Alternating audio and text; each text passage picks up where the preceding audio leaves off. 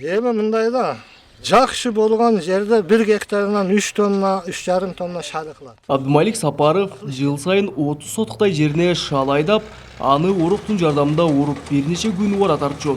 Эми болсо ал көйгөйдөн арылганына кубанып турат. Мына 3 күн ора турган шалыбызды 3 саатта бүтүп, кырманга төгүп берип атат. Бул да бир жетишкендик өзү. Биз мындан бир 3 жыл мурда ушул 25 соток мисалы үчүн жерим бар. Ушуну 3 күндө оратылат.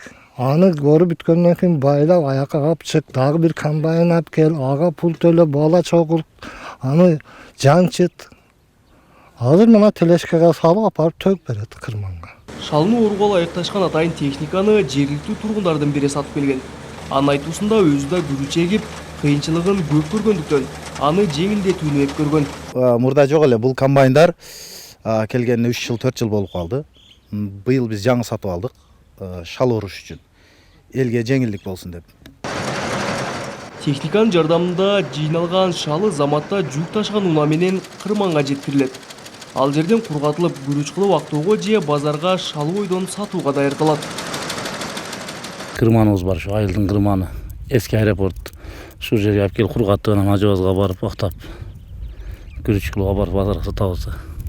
Бул жерде азыр 3 күндө 2 күндө кургайт, 2 күн 2,5 күндө кургап ажыбазга барабыз.